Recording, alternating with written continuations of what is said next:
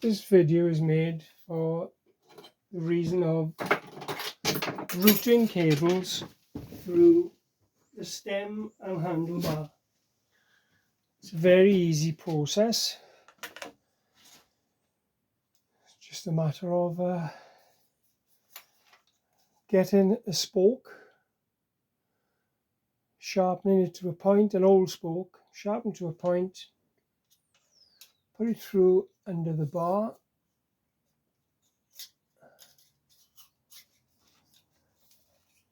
feed it out the other side.